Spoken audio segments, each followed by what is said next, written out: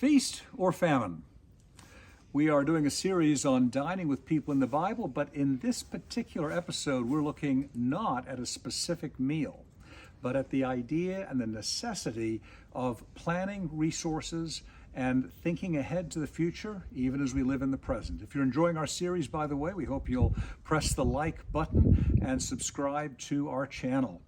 We're here at the Smith Farm in western Pennsylvania, and I'm surrounded here in their barn by timothy grass that has been cut as hay, which will be serving as the food for their animals over the winter months when fresh food cannot be grown. It's planning ahead, being aware of cycles and maximizing on the opportunity to make it best for all involved. And that fits very much what we're doing in this particular session. You know, when people hit young adulthood and they've gained a little bit of income, perhaps from pocket money, perhaps from their first job, one of the skills needing to be developed is the ability to use their resources wisely. And it comes with practice. Sometimes it comes better after there's been some hardship, and with a little bit of practice and skill and some good intentions, maybe people move ahead and get better at what they're doing. And that fits the story we're working around today, which is the story of Joseph as told in the book of Genesis. Joseph has been sold as a slave into Egypt, has served adequately, actually excellently, for an important official named Potiphar. And through a series of unfortunate events, he is eventually put into prison and left there, and that might have been the end of the story, except for what starts to unfold, which is rather interesting. Certain people, certain fellow prisoners are having interesting, even ominous kinds of dreams. And the question is, what's the meaning of these dreams? And he's able to interpret them and say, this is the message from God, and this is what's going to be happening in your future. And he gains a reputation for his understanding and his knowledge and his wisdom, and that's going to come into play in a very interesting position. Because what happens is the Pharaoh of the empire is going to start having horrific dreams that are scaring him and unnerving him. One of his dreams is of 7 healthy cows that get eaten up by 7 sickly and unwell cows. A similar dream or vision of 7 healthy ears of corn that get swallowed up by 7 sickly ears of corn. And the question is, in these strange images, what on earth is the meaning of it all? And someone recommends that they bring Joseph in to advise the court.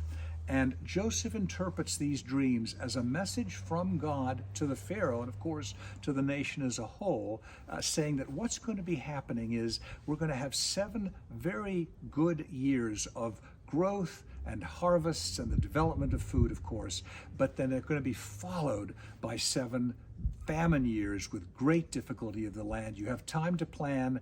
Now is the time to be aware of this forthcoming cycle. So they put Joseph in position as the vizier of Egypt. We might liken it to the Secretary of Agriculture, something like that. And what he's going to do is direct that giant storage houses be built at various locations in Egypt, and 1/5 of the grain that is being harvested each year is to be stored up in these storehouses, kept there safely, so that when the years of famine arrive, there will be sufficient food. And the plan works.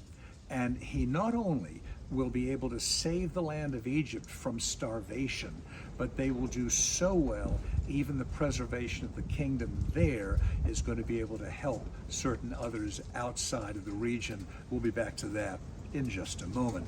So the message here, among others, is systematic preservation. The story really is a testament to the need for some foresight and planning based on the best knowledge we have of the way things are going. Leaders in particular need to be able to think tactically, need to be able to think strategically so that they can plan ahead, thinking about the way things will be, not just the way things are right now. And perhaps with good leadership, all people can learn to, well, do things like educate themselves of the needs of the day, as well as the resources and opportunities that are before them, to develop habits of being generous, being a benefit to others as well as to oneself.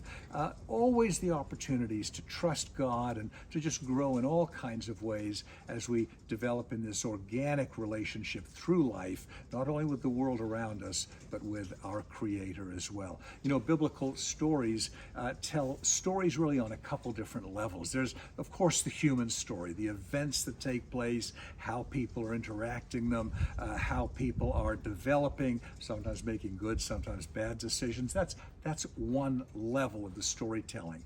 And then there's the God level, the big picture view, as God is working things in a way that are suitable to Him and following through on His will.